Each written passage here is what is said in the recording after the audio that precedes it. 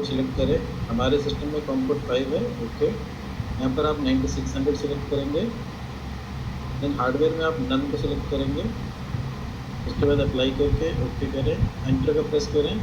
इसमें user name मांगेगा, APC by default इसका यूज़र नेम है और APC इसका पासवर्ड है बाय डिफ़ॉल्ट। ये करने के बाद एंटर प्रेस करेंगे। उसके बाद आपका जो है यहाँ पर ये न्यू पासवर्ड मांगेगा, आप अगेन APC ही डाल दीजिए, ओल्ड पासवर्ड में भी न्यू पासवर्ड में भी, और उसके बाद एंटर प्रेस कर दीजिए। उसके बाद आपका ये लॉगिन हो जाएगा।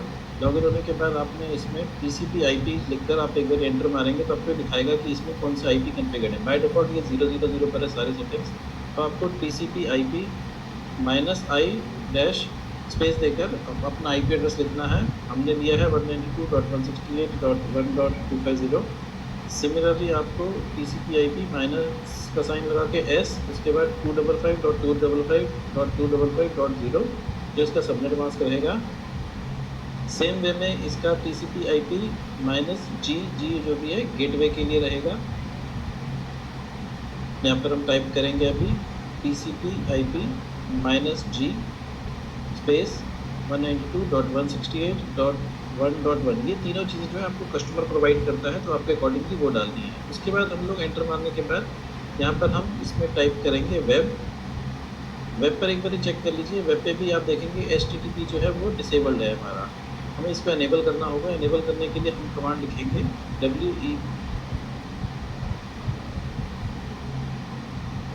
web स्पेस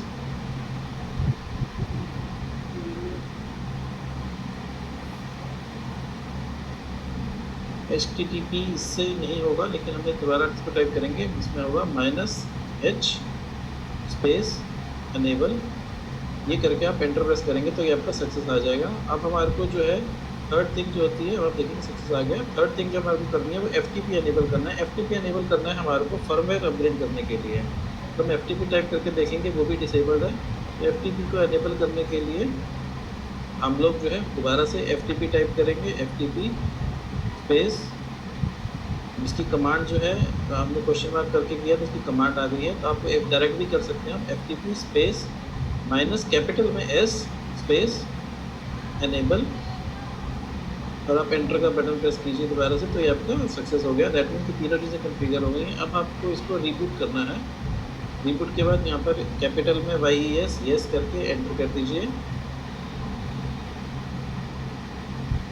अब आप ये जो है रीबूट होगा सिस्टम। एक बार ये रीबूट होने के बाद आपको वेट करना होगा 5 मिनट। उसके बाद जो है आप इसको डिस्कनेक्ट करके दोबारा से कनेक्ट करेंगे हम लोग, चेक करने के लिए कि हम लोगों ने जो कॉन्फ़िगरेशन करी है वो सही करी है या गलत करी है। एक बार इसे क्रॉस चेक कर लीजिए। यहाँ पर सेम वे जैसे हमने पहले लॉगिन किया था वैसे ही उसी तरीके से हम यहाँ पर लॉगिन करेंगे। अभी ये कनेक्टिविटी का इशू आया है, कोई इशू नहीं है। हम दोबारा से एक बार इसको डिस्कनेक्ट करके दोबारा से न्यू कनेक्शन बनाएं। देखिए सेम वे दोबारा से ट्राई कर रहे हैं इसको कनेक्शन बिल्ड करने के लिए। कई बार ऐसा होता है कि कनेक्शन कनेक्ट नहीं हो पाता है, तो आपको 1-2 बार ट्राई करें, अदरवाइज रीस्टार्ट करके भी आप करेंगे तो भी हो जाएगा। देखिए ये कनेक्ट हो गया है। अब APC दोबारा से हमने टाइप करा, अब यहाँ पर हम TCP IP टाइप करेंगे। अब देखिए हमने जो IPs इसमें डाले थे वो इसमें आ चुके हैं, जो कस्टमर ने हमें प्रोवाइड करे थे। उसके बाद हम वेब चेक करेंगे। वेब में भी आप देखेंगे दोनों ऑप्शन एनेबल्ड आ रहे हैं, HTTP भी और HTTPS भी। उसके बाद आप FTP भी चेक करें, FTP भी हमारा एनेबल्ड आ रहा है। दैट मीन्स कि जो तीनों कन्फर्मेशन हमने करनी थी वो तीनों हमारी ओके हो चुकी हैं। अब आप इसमें एग्जिट की कमांड देके बाय आ जाएगा। अब आप अपने सिस्टम में नेटवर्क की सेटिंग्स में जाएँ, वहाँ पे जाने के बाद आप नीचे चेंज एडेप्टर सेटिंग में जाकर यहाँ पर राइट क्लिक करके प्रॉपर्टीज़ में जाने के बाद TCP4 जो है उसकी प्रॉपर्टीज़ में जाना है।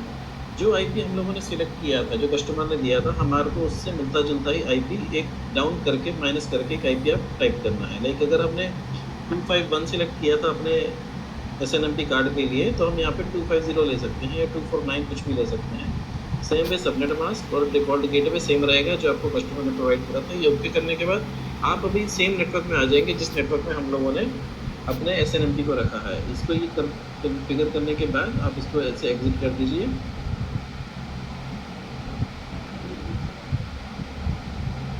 अब एग्जिट होने के बाद आप अपना गूगल क्रोम ओपन कीजिए।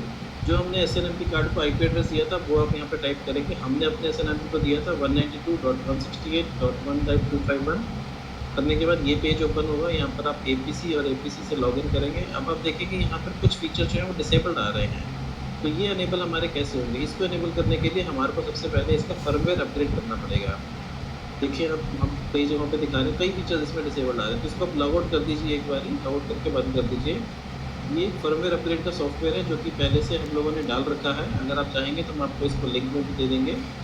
इस सॉफ्टवेयर को आप रन करें।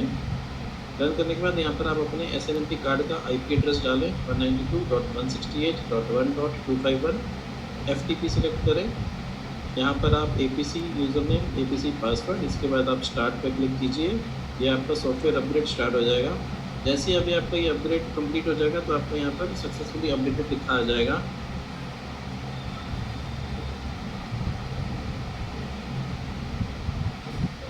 हमको थोड़ा सा वेट करना पड़ेगा जब तक ये हमारा अपडेट होता है। ये अब अपडेट हो गया है सक्सेसफुली। अब देखें इसमें लिखा आ रहा है क्लियरली कि अपडेटेड सक्सेसफुली। अब आप इसको क्लोज कर दीजिए। अब आप फिर से गूगल क्रोम पे जाके एक बार वेब लॉगिन कीजिए अपने इसको एसएनएमपी कार्ड को 192.168.1.251। शायद अभी वो रिबूट हो रहा है बिकॉज एसएनएमपी फर्मवेयर अपग्रेड होने के बाद तो कुछ टाइम लेता है, रिबूट होता है दोबारा से। तो ये वही है, अभी हम ट्राई कर रहे थे, कनेक्ट नहीं हो पा रहा क्योंकि वो रिबूट हो रहा है। आप 1 मिनट रुक कर दोबारा से ट्राई करेंगे हम इसको। अब देखिए ये लॉगिन हो गया है। एपीसी करके एंटर का बटन प्रेस कीजिए। अब आप देखेंगे अब सारे फीचर जो हैं वो अनेबल हो चुके हैं। तो इस तरीके से दोस्तों हम लोग इसको कॉन्फ़िगर कर सकते हैं अपने एसएनएमपी कार्ड को। यहाँ पर आप जाकर अपना ईमेल आईडी कॉन्फ़िगर कर सकते हैं कस्टमर के लिए। इस तरीके से ये सारी सेटिंग्स दे रखी हैं, आप ये सेटिंग्स डाल सकते हैं। ये आईटी कंपनीज वाले भी डाल सकते हैं।